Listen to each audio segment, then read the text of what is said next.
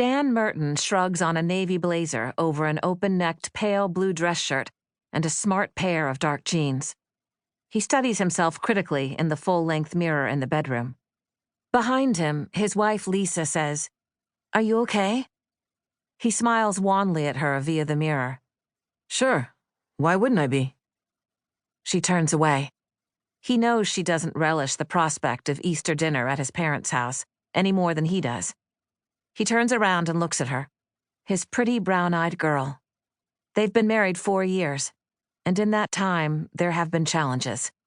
But she has stood by him, and he knows he's lucky to have her.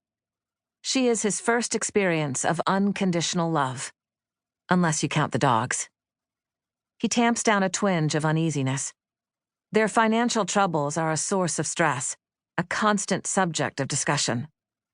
Lisa always talks around him, though, and makes him believe things will turn out all right, at least while she's still in the room. It's when she isn't there that the doubts creep in, the crippling anxiety. Lisa comes from hardy, middle-class stock. That was a strike against her from the outset, but he didn't care. His parents are snobs, but he is not, so she never had great expectations. When they met, she didn't even know who he was because they didn't travel in the same circles. "She's the only one who will have him," he overheard his younger sister Jenna say to his older sister Catherine when they didn't know he could hear them. Perhaps that was true, but his marriage, at least, has been a success. They have all had to admit it, and his family has grown fond of Lisa, in spite of themselves and their prejudices. "Are you going to try to talk to your father?" Lisa asks now, apprehension on her face. He averts his eyes, closing the closet door. "If the opportunity presents itself." He hates asking his father for money, but he really doesn't see that he has any other choice. Catherine Merton, she did not take her husband's surname, looks forward to Easter dinner at her parents' place every year, and all the other occasions when they gather to celebrate holidays at the lavish house in Brecken Hill. Her mother will get out the special plates and the silver, and there will be a huge bouquet of fresh-cut flowers on the formal dining table, and it will all make Catherine feel elegant and privileged. She is the firstborn and favorite child, they all know it.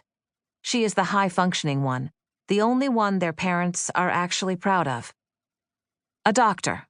A dermatologist rather than a cardiac surgeon, but still a doctor. Dan has been a bit of a disappointment.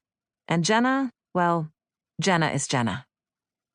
Catherine puts in a pearl earring and wonders what surprise Jenna might have in store for them today. Her little sister lives in a small rented house on the outskirts of Aylesford and travels into New York City frequently to stay with friends. Her lifestyle is something of a mystery and causes their parents considerable distress. Dan says Jenna is out of control, but Catherine knows better. Jenna uses her lifestyle as a means of control. She has the power to shock, and she doesn't mind using it. Jenna is certainly not well behaved, like Catherine, not respectable or predictable. No, she is an outlier. When they were kids, she would do anything on a dare. Now, their father is always threatening to cut off Jenna's allowance, but they all know he won't do it, because she'd move back home and they'd never be able to stand it. The family suspects drugs and promiscuity, but they never ask because they don't really want to know. Catherine looks up from the seat at her mirrored vanity as her husband Ted walks into their bedroom. He's been rather subdued all day, his subtle way of showing his displeasure, although he would never admit it.